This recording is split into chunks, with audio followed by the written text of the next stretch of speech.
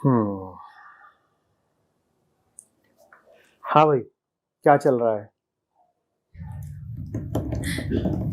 देखिए मैं तो देख ही रहा हूँ ये सब चौपाल। समझ में तो मुझे आ रही है, लेकिन इसमें मुझे क्यों बुलाया है? एक सेकंड चॉकलेट चॉकलेटें खुल रही हैं, तोहफे, गुब्बारे।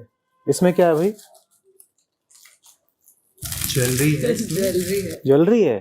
हाँ, उसने दी है? किसी ने दिलाई। अच्छा शर्मा रही है, शर्मा रही है?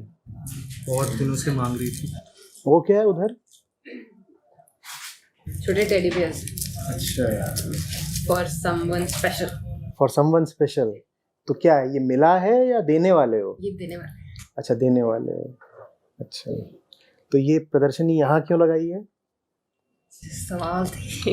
हमें मिला पूरे दिन और देने के लिए खरीदा है, तो जो आपको भी दिखाएं। उसमें घड़ी है वैसे। इसमें घड़ी है? हाँ मुझे मिली है। मिल गई है? तो महंगी है बहुत। तो हम सब बैठे ही थे, पता चला आप भी यहीं पे हैं आसपास, तो आपको बुला लिया। ये सब मिला ही है, त्योहार है आज प्रेमियों का, वैलेंटाइंस डे है, हमारे लिए तो बहुत इम्पोर्टेंट है। तो सोचा आपसे भी राय मशवरा कर लें, आपको भी कुछ गिफ्ट दे दें। जैसे आपको क्या पसंद है? भाई, मुझे तो प्रेम पसंद है। हमें भी पसंद है, पर तो इसमें प्रेम कहाँ पर है? इसके अंदर होगा शायद, खोलने जरा, प्रेम निकालना भाई। उसमें ज्वेलरी है। अरे उसमें ज्वेलरी है, ओह हो। और इसमें क्या है? तो गुब्बारा है, फूट जाएगा। हवा है? अच्छा अच्छा अच्छा। ये भाई साहब, ये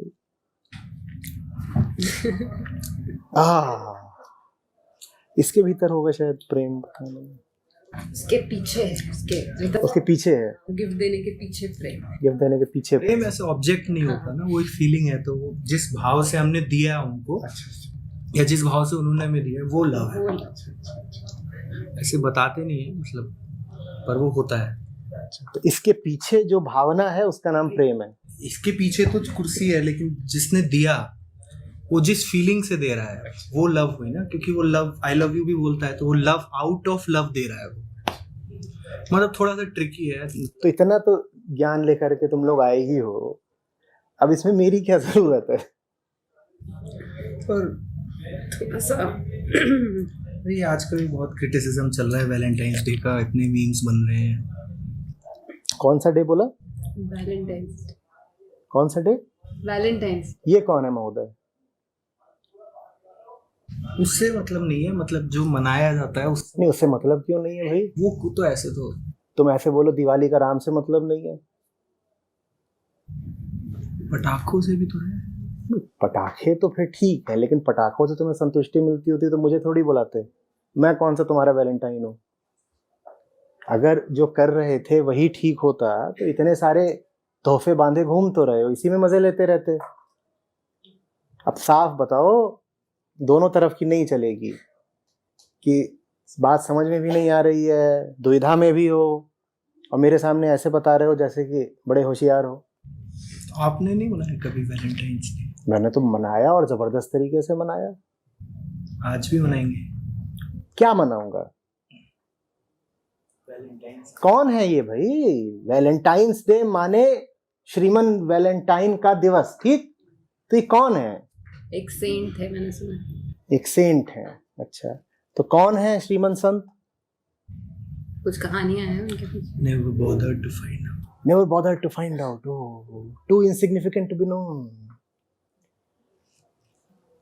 कौन है भैया वैलेंटाइन महोदय, कौन है? या नहीं पता करना, यही सब काफी है? थोड़ी कमी लग रही थी इसलिए। हाँ, ये लड़की ईमानदार है। क्या कमी लग रही है?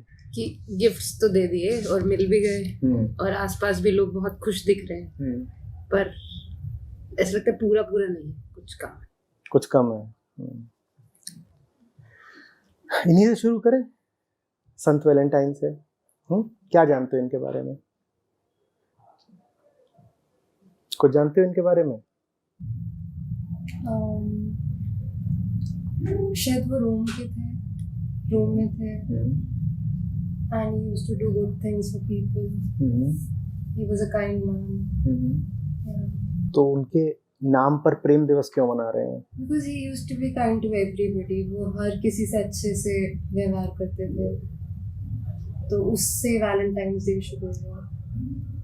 फिर धीरे धीरे करके वो सिर्फ रोमांटिक लव की तरफ चला गया। अच्छा।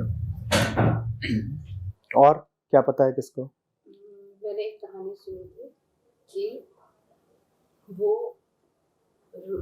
एम्परर था वहाँ पे, उन्होंने शादियों के लिए मना कर दिया था कि शादियाँ नहीं होती, क्योंकि जो सोल्जर्स वो बेहतर लड़ते हैं अगर उनकी शादी ना हो, तो उन्होंने शादियों पर बैन कर दिया। तो फिर पर इन्होंने तब भी उस सेरेमनी को मेंटेन किया कि मैं करवाऊंगा, कोई चिंता नहीं है, तो मेरे पास आओ, कपल्स बुलाते थे। और तो इससे थोड़ा सा कि वो टुवर्ड्स लव, मतलब वो प्रेम को तब भी मानते हैं। जो पता नहीं है, पढ़ा नहीं, पर काइंड आदमी है, शादी करवाना चाहते हैं। विवाह के पक्ष में नहीं थे। ऐसा नहीं था कि उनको कोई विशेष अनुराग था कि चलो भाई शादियां ही होनी चाहिए लोगों की। बहुत स्पष्ट नहीं है ऐतिहासिक दृष्टि से कि क्या हुआ था। 3री शताब्दी की बात है ये, आज से 1800 साल पहले की। एक नहीं 3 संत हुए हैं वैलेंटाइन नाम से, और तीनों की कहानियां आपस में अब मिश्रित हो चुकी हैं। वर्ष के कैलेंडर में वैलेंटाइंस डे भी 3 होते हैं, एक नहीं। एक है जो ज्यादा प्रचलित हो गया है, 3 होते हैं। लेकिन हमें जितना कुछ उनके बारे में पता है वो ये है कि राजा युद्ध का उन्मादी था, उसको लड़ाइयां करवानी थी, हिंसा चाहिए थी, रक्तपात चाहिए था, ताकि उसका अपना साम्राज्य बड़ा हो सके। तो सब जवान लोगों को पकड़ पकड़ के भेजा करता था लड़ाई में, ताकि वो लड़ सकें। और लड़ इसलिए नहीं सकें कि कोई बहुत पवित्र या सार्थक उद्देश्य है युद्ध का, लड़ इसलिए सकें ताकि राजा की जो धन पिपासा है, राजा की जो पद पिपासा है, राजा की जो पूरा लालच है कि मैं और बड़ा बादशाह कहलाऊं, वो पूरा हो सके। तो उसने कर रखा था कि नहीं भाई शादी वादी नहीं करना, तो लड़ो जाके। प्रेम के समर्थक थे संत वैलेंटाइन। और ये जो राजा था ये ईसाईयत को मानने वाला नहीं था, इनको पगान कहते हैं। तो उन्होंने धीरे धीरे चुपके चुपके जोड़ों के विवाह कराने शुरू कर दिए। और जो विवाह कर लें वो फिर लड़ाई वगैरह पे बहुत ध्यान न दें। विवाह से अर्थ नहीं, प्रेम से अर्थ। तो इन्हें गिरफ्तार कर लिया गया, इन्हें गिरफ्तार करके डाल दिया गया कारागार में। वहां पर कहते हैं कि जो जेलर था, या कि शायद जो न्यायाधीश था जो इनका मुकदमा सुनने वाला था, उसकी एक बेटी थी, और बेटी अंधी थी। तो संत साहब को उस बेटी से प्रेम हुआ। जबकि वो किसकी बेटी है? वो उस व्यक्ति की बेटी है जो उन्हें जेल में रखे हुए है।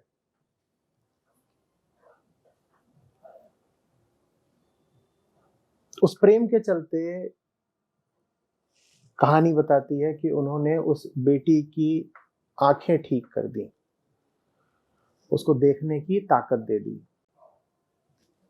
अब ये सब गुब्बारे और ये टेडी लेके घूम रहे हो तो मैं थोड़ा विस्तार में बता रहा हूँ ताकि समझ भी जाओ।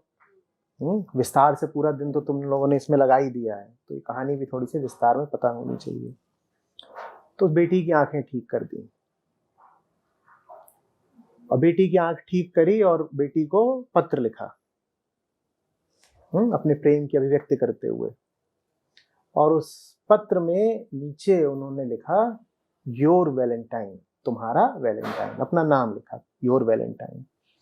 तो वहां से अपने प्रेमी को अपना वैलेंटाइन कहने की प्रथा शुरू हुई कि जो प्रेमी है उसको बोल दिया यू आर माई वैलेंटाइन, तुम मेरे वैलेंटाइन हो। और ये उन्होंने पत्र लिखा और इसके थोड़ी देर बाद उनका सर काट दिया गया। उन्हें पता था उनको मौत की सजा सुनाई जा चुकी थी, लेकिन आगे कहानी कहती है कि उस लड़की की, उस महिला की जो उन्होंने आंखें ठीक कर दी, उसको जो दृष्टि दे दी, उसका नतीजा ये हुआ कि न सिर्फ वो लड़की बल्कि उसके पिता समेत उसके घर के 40-50 लोग सब ईसाई हो गए। वो पहले जीसस को नहीं मानते थे, एक तरह से कह लो तो पहले वो विधर्मी थे। फिर उन्होंने जो रोशनी का रास्ता था वो पकड़ लिया। तो ये है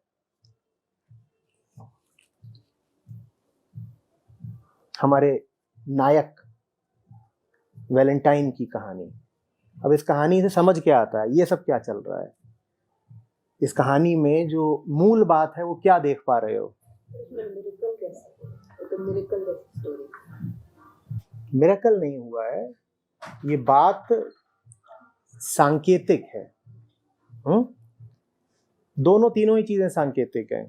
लड़की की आंखों का ठीक हो जाना, उसके पूरे कुनबे का धार्मिक हो जाना, और संत साहब का सर कलम कर दिया जाना, उनका सर काट दिया जाना, ये तीनों ही बातें सांकेतिक हैं, सिंबॉलिक हैं। वो नहीं देख पा रही थी लड़की। इसका मतलब क्या है?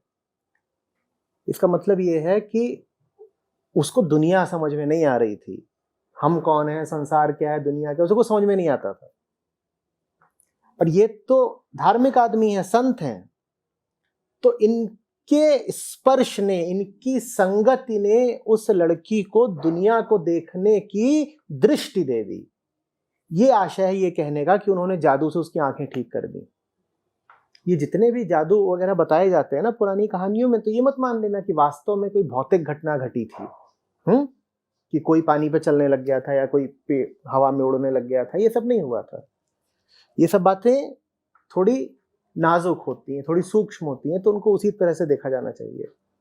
तो लड़की को उन्होंने प्रेम किया तो लड़की को दुनिया को देखने की नजर दे दी, नजर दे दी। अब वो देख पा रही है। पहले वही जेलर के घर की बेटी थी, और जेलर भी आतताई, वो भी राजा का ही दुमछल्ला। राजा जिसको बोलता था ले भाई इसको जेल में डाल दे, फिर जिसको बोलता था मार दे, वही सब काम जेलर कर रहा है। तो उसके घर में जो लड़की पली बढ़ी है वो कैसी रही होगी? वो भी ऐसे ही पगली मूर्ख। पर ऐसी लड़की को भी संत वैलेंटाइन ने अपनी संगति से, अपने स्पर्श से दृष्टि दे दी। ये पहली बात हुई। दूसरी बात, उन्होंने उसको दृष्टि दे दी, ये उनका प्रेम था। और अपने प्रति उन्होंने क्या किया, उसको दृष्टि देने के लिए उनका अगर अपना गला कट रहा तो उन्होंने कटने दिया। गला कटना भी ऐसा नहीं है कि तुम यही मानो कि वास्तव में सर धड़ से जुदा हो जाए तो ही गला कटा। सर जो है वो अहंकार का सूचक होता है। सर, अकड़ा हुआ सर अहंकार का प्रतीक होता है। तो सर का कट जाना माने अपने लिए, अपने ही हित के लिए, अपने ही स्वार्थ के लिए मुझे करना है, जीना है, इस भावना का कट जाना। बात समझ में आ रही है? तो प्रेम क्या होता है ये वो बता गए। प्रेम का मतलब है कि जिसके साथ हो उसकी आंखें खोल दो, और जिसके साथ हो उसकी आंखें खोलने के लिए अगर अपनी जान भी देनी पड़े तो दे दो। और आंखें खोलने का क्या मतलब है? उसको धर्म की तरफ भेज दो, जैसा उन्होंने स्वयं किया। तो प्रेम का जो वास्तविक अर्थ है वो फिर आध्यात्मिक है। तुम जिसके साथ हो उसको तुम अध्यात्म की दिशा भेज दो, वो खुद को जानने लगे, मन को समझने लगे, यही प्रेम है। लेकिन ये करना आसान नहीं होता, ये करने की कीमत चुकानी पड़ती है। ये करने के लिए तुम्हें अपना सर्वस्व भी नछावर करना पड़े तो कर दो, ये प्रेम है। समझ में आ रही बात? तो इसलिए ये दिवस महत्वपूर्ण है, इसलिए मुझे भी वैलेंटाइंस डे पसंद है। दो कारण है वैसे वैलेंटाइंस डे को मैं क्यों पसंद करता हूं। एक तो तुमने सुन ही लिया, दूसरा अगर किसी को याद रहे तो अंत में पूछ लेना, दूसरा भी बता दूंगा। पर जो मुख्य कारण समझ गए ना, प्रेम क्या है इसकी उन्होंने वास्तविक और जीवंत परिभाषा हमारे सामने रखी। कोई लड़की आ जाए जिंदगी में तो ये नहीं करना है कि उसको भोग डाला या उसको अनुमति दे दी कि वो तुमको भोग डाले, उसको आंखें दे दो, ये प्रेम है।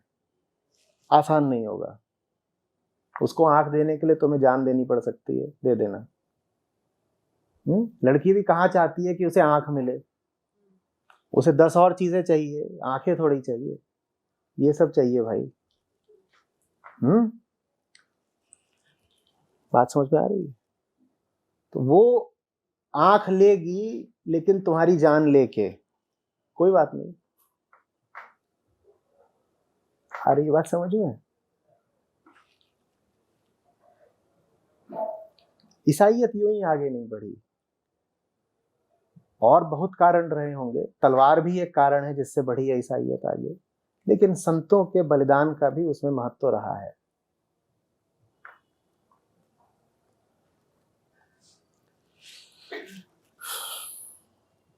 कहिए जी। जैसे वैलेंटाइंस वीक होता है एक पूरा, उसमें हम अलग अलग डेज मनाते हैं, अलग अलग दिन, अलग अलग तरह की गिफ्ट्स देना। लाइक टेडी डे है तो टेडी दे दिया, चॉकलेट डे है तो चॉकलेट दे दी। वैलेंटाइंस डे पे फाइनली उसको प्रपोज किया जाता है। तो इन सारे डेज का महत्व आखिर है क्या, कि इतने सारे डेज क्यों डिफाइन हुए? एक दिन में कितना भोग सकते हो? एक दिन में कितना भोग सकते हो? पहले तो भोगने के लिए एक दिन भी नहीं था। संत महाराज थे हमारे 3री शताब्दी के, और जैसा कह रही थी ना रोमांटिक लव से तो इस दिन का संबंध ही बना है 1100 साल बाद जाके 14वीं शताब्दी में। और इसका इस तरीके से व्यापक तौर पर करीब करीब त्योहार के तौर पर प्रतिष्ठित होना तो अभी 200 साल पहले की बात है। इसका बाजारवाद से बहुत सीधा ताल्लुक है, इसका आदमी के भीतर और ज्यादा घने हुए भोगवाद से बहुत ताल्लुक है। अब भोगना है तो एक ही दिन तो नाकाफी पड़ता है ना। एक दिन में कितना कर लोगे? खरीदने भी जाओगे तो एक दिन में कितना खरीद लोगे? ठीक है, तो उसको पूरा हफ्ता ही बना दिया। हफ्ता ही है और ज्यादा है, हफ्ता 10 दिन जो भी है पूरा बना दिया कि अब इस दिन ये करो, अब ये ले, अब वो दे, अब ये ले, अब वो दे। मैं लेकिन उसमें जोड़ना चाहूंगा, उसके पहले के हफ्ते का तो विवरण खूब चलता है। रोज ले रोज दे, ठीक है, चॉकलेट ले चॉकलेट दे, और क्या, तोहफे ले तोहफे दे, टेडी ले टेडी दे, हग ले हग दे। तो इतना हग लेने और हग देने के बाद जो दुर्गंध उठती है उसकी भी तो बात होनी चाहिए ना। वो 14 तारीख के बाद है, तो 14 तारीख के बाद के दिनों के कोई नाम क्यों नहीं रखेगा? कभी सोचा ही नहीं तुमने? 14 तारीख के बाद भी तो पूरा हफ्ता चलता है ना, उसमें भी तो दिनों के नाम होने चाहिए ना। चमाट दे, भाग ले, घूसा दे, गाली दे, ब्रेकअप डे, ये सब भी है। तो ये सब तो देखो बाजारवाद है और कुछ नहीं है।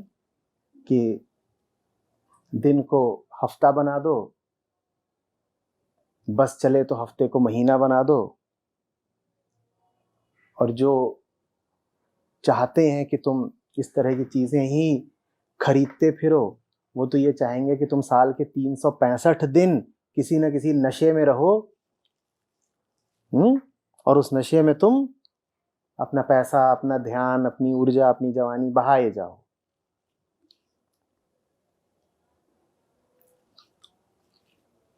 मैं बिल्कुल ये नहीं चाह रहा हूँ कि तुम लोगों का मूड वगैरह खराब हो, या ये सब जो तोहफे मिले हैं तुम इनका अपने मन अनुसार उपयोग ना कर पाओ। लेकिन अब भाई तुम ही लोगों ने आफत मोल ली है मुझे बुला करके, नहीं तो आमतौर पे इस तरह की जगहों पर तो मैं पाया जाता नहीं। तो पूछो जो पूछना हो। So maybe in celebrating Valentine's Day, you're looking for the romantic element, which is maybe not there in the spiritual kind of love. Romance क्या होता है? रोमांस माने क्या?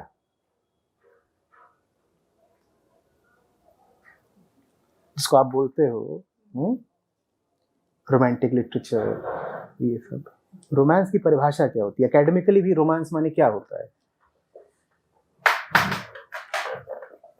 क्या होता है भाई?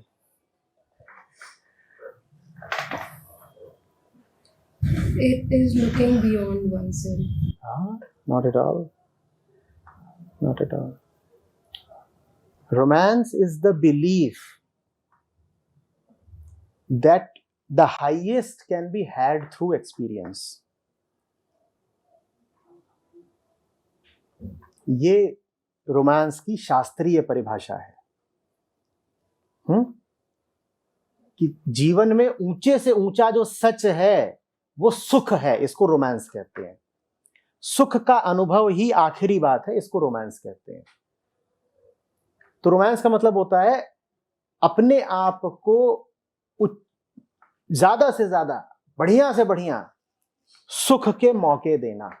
जो भी चीजें तुम्हें सुख देती हो उनका अनुभव लेना, ये कहलाता है रोमांटिसिज्म, रोमांस। तो जिसको तुम कहते हो रोमांटिक लव, वो और कुछ नहीं है, वो यही है कि दूसरे का उपभोग करो, दूसरे का अनुभव लो। क्योंकि अनुभव लेने के लिए क्या करना पड़ेगा? दूसरे का इस्तेमाल ही तो करना पड़ेगा ना। इसीलिए रोमांस में फिर ये सब बातें भी शामिल हो जाती हैं कि पहाड़ों पर गए, पहाड़ों का क्या ले रहे हैं? अनुभव ले रहे हैं। मस्त हवा चल रही है, झीने झीने कपड़े पहन रखे हैं, ये सब क्या है? ये अनुभव से संबंधित बातें हैं। और सब अनुभव किसको होते हैं? इंद्रियों को होते हैं। इसीलिए रोमांस माने इंद्रियगत सुख, सेंसुअल प्लेजर।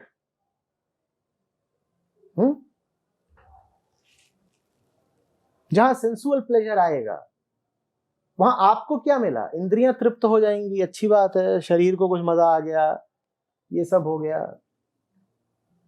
आपकी जो दैहिक वृत्तियां हैं, जो आपकी सदा से चली आ रही वासनाएं हैं, आपने उनको चारा डाल दिया, उनकी मौज आ गई, आपको क्या मिला?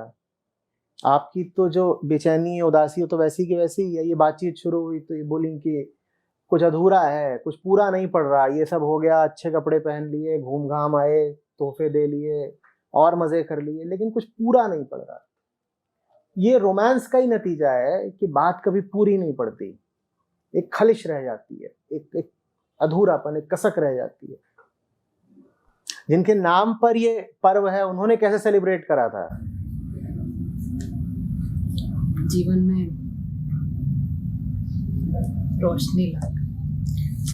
जिस पर दावा हो कि उससे प्यार है उसको आंखें दे दो, यही है वैलेंटाइंस डे। जिससे प्यार का दावा करते हो उसको आंखें दे दो, यही वैलेंटाइंस डे है।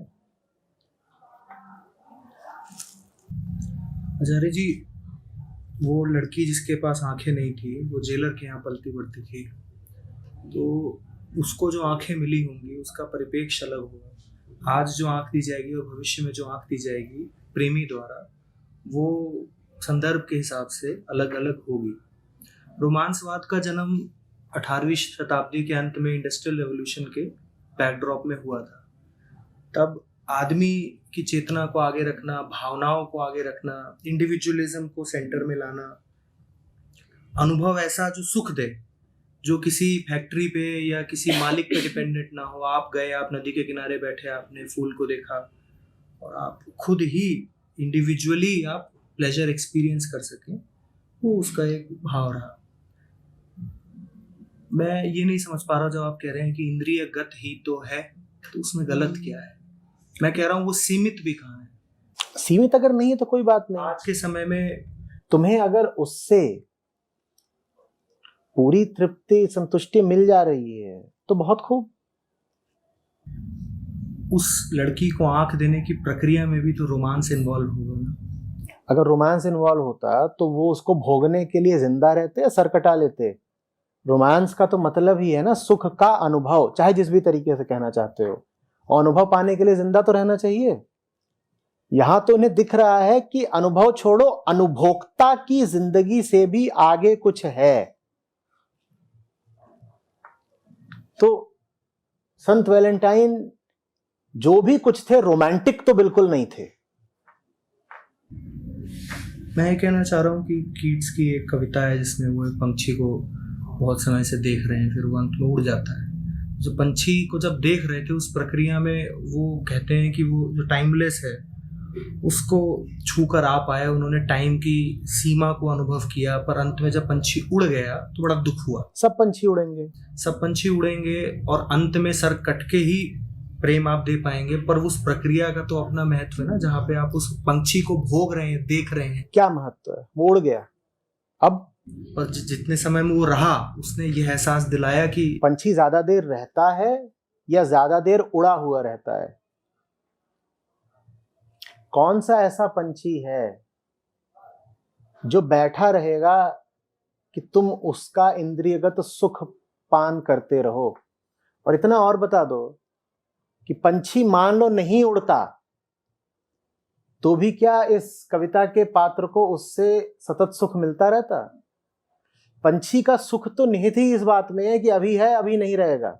जिस समाज में आचार्य जी हम हैं अभी 2020 में 14 फरवरी है आज, सतत सुख या वैसा प्रेम जो संत वैलेंटाइन ने दिया उस अंधी लड़की को, तो एकमात्र आदर्श ही मालूम होता है। कम से कम इन त्योहारों के माध्यम से ऐसे सूखे समाज में जहाँ पर सब अवसाद की ओर जा रहे हैं, युवक युवतियाँ एक दूसरे से मिलते हैं, आलिंगन करते हैं, कुछ गिफ्ट्स इत्यादि देते हैं, थोड़ा कल्चरल इंटरेक्शन होता है इसमें नैतिक। मार्च के महीने में मेडिकल एसोसिएशंस की रिपोर्ट के मुताबिक साल में सबसे ज्यादा गर्भपात होते हैं। अवसाद बढ़ेगा या घटेगा? वैलेंटाइंस डे के महीने के बाद गर्भपातों में अचानक वृद्धि हो जाती है मार्च में। तुम कह रहे हो कि वैलेंटाइंस डे से लोगों को तात्कालिक सुख मिलता है और अवसाद कम होता है। जिस लड़की का अबॉर्शन हो रहा है वो अवसाद से बाहर आ रही है, उसमें और डूब रही है।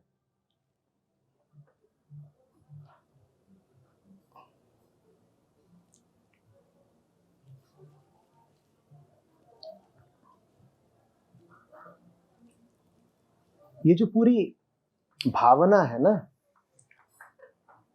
कि जिंदगी तो हारा हुआ खेल है, उसमें पल दो पल का ही जो सुख मिलता हो लूट लो, ये भावना ही जिंदगी को हारा हुआ खेल बनाती है। जिसने इस भावना को स्वीकार करके इसी को सत्य मान लिया कि जिंदगी तो है ही बर्बाद, अब इसमें भागते भूत की लंगोटी भली, चलो आज शाम को ऐश करने का मौका मिल रहा है, कर लो, क्योंकि कल तो वैसे भी काला ही है। कल क्या है? काला। तो आज रात को रंगीन कर लेते हैं। अब कल काला हो या ना हो, लेकिन तुम्हारी इस भावना ने कल को निस्संदेह काला बना दिया।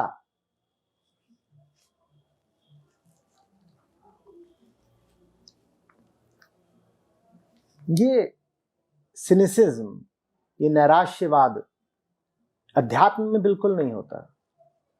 वहां मुक्त स्वभाव है, वहां आनंद स्वभाव है, वहां इस भावना का कोई स्थान नहीं है कि 2-4 दिन का मेला है दुनिया, खेल ले जो खेला खेल सकता है। ये नहीं है। अध्यात्म का मतलब है जीवन अगर न समझो तो सजा है, और अगर समझ लो तो आनंद का अवसर। तो जो लोग कह रहे हैं कि जीवन सजा मात्र है, उन्होंने तो पहले ही ये मान लिया है कि वो समझ ही नहीं सकते जीवन को। ये मानना भी गलत है, क्योंकि अध्यात्म जानता है, समझता है और समझाता है कि बोध तो तुम्हारा स्वभाव है, बोध तुम्हारा स्वभाव है। तुमने कैसे कह दिया कि जाना नहीं जा सकता, समझा नहीं जा सकता? तो ये कह करके कि जीवन जाना नहीं जा सकता या जीवन तो कालिमा कालिक ही है, तुम खुद ही अपने लिए गड्ढा खोद रहे हो। आचार्य जी, प्रकृति ने कुछ ऐसा विधान रचा है कि एक आयु के बाद पुरुष या तो स्त्री को, या पुरुष पुरुष के प्रति ही, या स्त्री स्त्री के प्रति, स्त्री पुरुष के प्रति आकर्षित होने लग जाते हैं। बहुत जगह ऐसा भी कहा गया है और उदाहरण भी रहे हैं इतिहास में कि जो इश्क मिजाजी है, जो मिजाज का इश्क है, वो हक इश्क के हकीकी तक भी ले जाता है। तो जो प्रकृति ही हमें इस तरफ प्रेरित कर रही है कि आप एक दूसरे के साथ संबंध बनाएं, तो क्यों ना जो बिल्ड अप है वो यही। बिल्कुल बनाओ। संत थे वैलेंटाइन, हाँ, लेकिन एक औरत से ही तो प्रेम करते थे। ठीक, तो औरत से प्रेम करने में पाबंदी कहाँ है? पर जिस तरह का प्रेम धर्म सिखाता है वो तो इतना एब्स्ट्रैक्ट होता है। एब्स्ट्रैक्ट क्या है? जिंदगी दे दी तुमने किसी को, इसमें एब्स्ट्रैक्शन क्या है? तुम किसी की जिंदगी बर्बाद करो, ये तुम्हें एब्स्ट्रैक्शन नहीं लगता, लेकिन तुमने किसी की आंखें खोल दी, उसको जिंदगी दे दी, इस बात को तुरंत कह देते हो कि अरे ये बात तो थोथी है, काल्पनिक है, ये तो आदर्शवाद है। तो इसको फिर प्रैक्टिकली कैसे अप्लाई? प्रैक्टिकली बर्बाद कैसे कर लेते हो किसी को? जब मैं कहता हूं किसी को आबाद करना प्रेम है, तो कहते हो नहीं नहीं नहीं, ये तो आपने बहुत दूर की बात कर दी, ये तो अव्यवहारिक है। बर्बादी तुमको बड़ी व्यवहारिक लगती है, वो पल पल कर लेते हो, वो बिना मेरे सिखाए कर लेते हो। जरूर ये बात नासमझी की नहीं, बेईमानी की है ना। आपने तो आचार्य जी ग्लानी में डाल दिया, तो ये सब अब बर्बादी का कार्यक्रम। नहीं नहीं, इसका तो पूरा भोग होना चाहिए अच्छे से। दिक्कत क्या है? सूंघ लिया। तुम्हें क्या लगा ये पहला था? तो हर उस चीज में जिसमें मजा आ जाए वो नहीं करनी है बेसिकली। भाई मजा तो उस लड़की ने पूरा लिया होगा ना जीवन का, क्योंकि उसे वैलेंटाइन जैसा प्रेमी मिला। धर्म तो मजा लेना सिखाता है, हम जिंदगी को सजा बनाए बैठे हैं, और चूंकि हम असली मजे से बहुत दूर हैं, तो हम एक बेईमानी और करते हैं, अपनी सजा को ही नाम दे देते हैं मजे का। ये तो दोहरी बेईमानी हो गई ना, वो भी अपने ही साथ। इसमें क्या मजा है? इतना मुश्किल क्यों है कि अगर तुम किसी से संबंध बनाओ तो उस संबंध में कीचड़ में लोटने की जगह आकाश सी पवित्रता हो। गंगा भी कभी नहाओ, कभी एक बार ही कर लो भाई तुम। क्योंकि ये तो अपवाद ही दिखता है कि दो युवा एक साथ हुए और आंख दे दी, छोरी आदान प्रदान कार्यक्रम दिखता है। वो तुम्हारी नीयत पर है, तुम क्या करना चाहते हो। ऊंचाइयां जितनी होती हैं उन पर सब पर लोग कम ही पाए जाते हैं, और जितनी दुनिया की ऊंचाइयां हैं उनको पाने के लिए तो बड़े लालायित रहते हो। तब तो नहीं कहते कि करोड़पति तो कम ही लोग होते हैं तो मैं क्यों हो जाऊं, तब तो तुम भी लक्ष्य बनाते हो मुझे भी होना है। किसी प्रतिष्ठित विश्वविद्यालय में प्रवेश सबको नहीं मिलता, हजारों में किसी एक को मिलता है। तब तो नहीं कहते कि जो काम 999 कर रहे हैं वही मैं भी करूंगा। 999 क्या कर रहे हैं? वो विश्वविद्यालय की प्रवेश परीक्षा में असफल हो रहे हैं। तब तो नहीं कहते कि जैसा सब असफल हो रहे हैं मैं भी होऊंगा। तब तो कहते हो नहीं, इसमें तो मुझे सबसे अलग होके दिखाना है। इन सब चीजों में अलग होने को सहर्ष तैयार हो। लेकिन जब बात आती है कि जिंदगी में जो लोग अपने जोड़ीदार का शोषण कर रहे हैं, भोग कर रहे हैं, तुम उनसे अलग हो जाओ, उन 999 लोगों से अलग हो जाओ, तुम्हारा रिश्ता जरा दूसरे तरह का हो, तो वहां कह देते हो नहीं नहीं नहीं मुझे तो भीड़ जैसा ही रहना है। अब ये बात नाकाबिलियत की नहीं है, ये तो कुछ और है। According to you, what is an ideal relationship? What is love? To selflessly do something for the other person. It's a choice.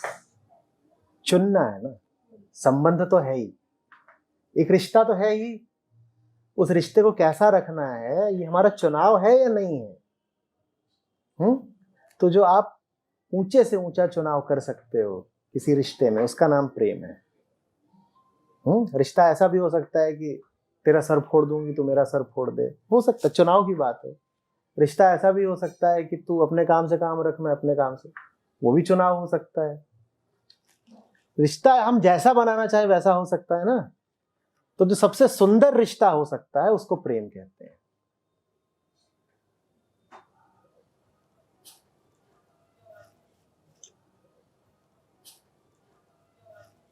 इसमें सौंदर्य नहीं है बिल्कुल। इसमें सौंदर्य ना होता तो दुनिया इसके पीछे क्यों भागती। दो तरह के सौंदर्य होते हैं, एक वो जो दरवाजे खोलता है अपने से आगे किसी और बड़े सौंदर्य के, और एक वो जिसमें जब तुम प्रवेश करते हो तो वो तुम्हें अपनी कैद में ले लेता है, गिरफ्तार करके तुम्हें आगे कहीं बढ़ने से पूरी तरह रोक देता है। सौंदर्य दोनों में है। एक सौंदर्य है जो सीढ़ी की तरह होता है, वो कहता है मुझ में प्रवेश करो, मेरे पास आओगे तो मैं तुम्हें अपने से आगे और ऊंचा कहीं भेजूंगा। मैं सीढ़ी हूं, मैं वाहन हूं, मुझ में अगर आओगे तो मैं तुम्हें और आगे पहुंचा दूंगा। एक ये होता है सौंदर्य। और एक सौंदर्य होता है आओ मैं काल कोठरी हूं, मुझ में घुस जाओ, फिर मैं तुम्हें कहीं घुसने नहीं दूंगा। एक गाड़ी में घुसने में और एक काल कोठरी में घुसने में क्या अंतर है। गाड़ी में घुसते हो तो गाड़ी तुम्हें कहीं और पहुंचा देती है और फिर पहुंचा के दरवाजा खोल भी देती है, उतरो। और जेल में घुसते हो तो, घुसते तो दोनों में ही हो, जेल में घुसते हो तो क्या होता है, बस फंस गए अब। तो ये दो तरह के सौंदर्य होते हैं। अगर जिंदगी प्यारी है तो दोनों तरह के सौंदर्यों में अंतर करना सीखना।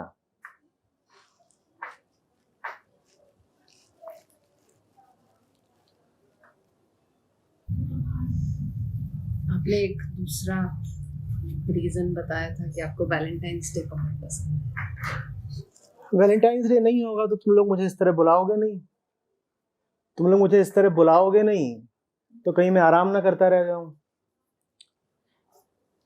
जब यहाँ बुला लेते हो और पता चलता है कि भाई तुम लोग इतने पहुंचे हुए ख्यालात रखते हो, तभी तो फिर मुझे प्रेरणा मिलती है ना कि बेटा अभी काम बहुत बाकी है, लगे रहो। साल के बाकी दिनों में तो तुम्हारी करतूतें छुपी रहती हैं, कुछ पता ही नहीं चलता। जब ये वैलेंटाइंस डे वगैरह आता है, हाँ, तब गीदड़ अपनी गुफा से बाहर निकलता है तो पता चलता है कि अच्छा अंदर का हाल ऐसा है। आचार्य जी मतलब सच सही सच सच बोल रहा हूँ, एकदम जी खट्टा हो गया। पर एक बात बताइए, कम से कम मुझे ये घड़ी मुझे मिली है, ठीक है आपने जो बोला कि आँख दे दो, पर कोई कुछ देता है, कोई तुम्हें रिकॉग्नाइज करता है, कोई तुम्हें स्पर्श करता है, भाई अच्छा तो लगता ही है। तो अकेले अकेले पड़े रहो, काम करो, अकेले में सो जाओ। ये दूसरा आता है जब तुम्हें यह एहसास दिलाता है कि हाँ भाई तुम महत्वपूर्ण हो, भाई सबको ही अच्छा लगता है। हाँ भाई सबको अच्छा लगता है। घड़ी मिली है ना, घड़ी मिली है। अब ये बताइए ये मतलब गाड़ी है या काल कोठरी है, क्योंकि तुम पे निर्भर करता है। तुम जब उसे कलाई में बांध रहे हो तो तुम्हारी कलाई पर हथकड़ी की तरह है, या वो तुम्हें बता रही है कि समय क्या है। दोनों बातें हो सकती हैं। या तो तुम उसका इस्तेमाल सगाई की अंगूठी की तरह कर सकते हो कि उंगली में बंध गई, या तुम उसका इस्तेमाल सुमिरन करने के उपकरण की तरह कर सकते हो कि पल पल टिक टिक टिक टिक टिक समय बीत रहा है। मतलब समझिए ना, समझिए, मतलब समय तो 150 रुपए वाली घड़ी भी बता देगी, 20,000 की है। मतलब मुझे पता है कि गड़बड़ है, लेकिन नहीं तो 20,000 की है तो क्या होगा, उसको तुम अब उबाल के विटामिन प्रोटीन तो पाओगे नहीं। 20,000 की हो 150 की हो, बताएगी तो समय ही ना। समय का सदुपयोग कर लो, यही उस घड़ी की सार्थकता है।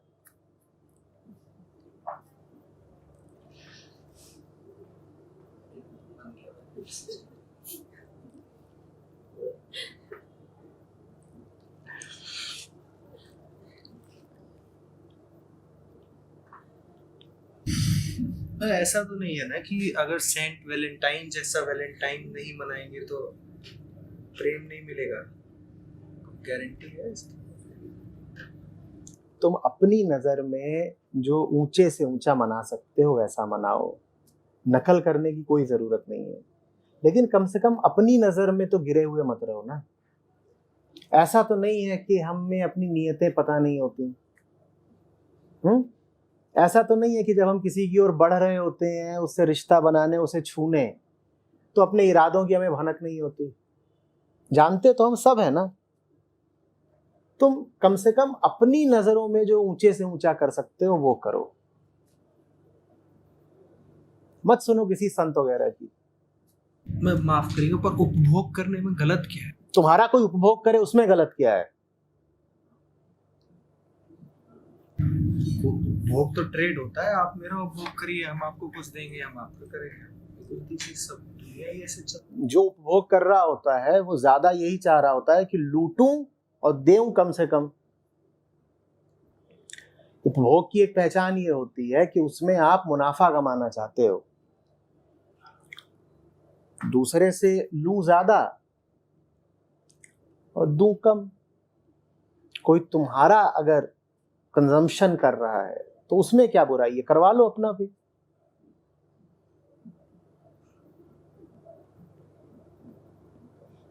चलिए भाई, प्रेम दिवस की शुभकामनाएं।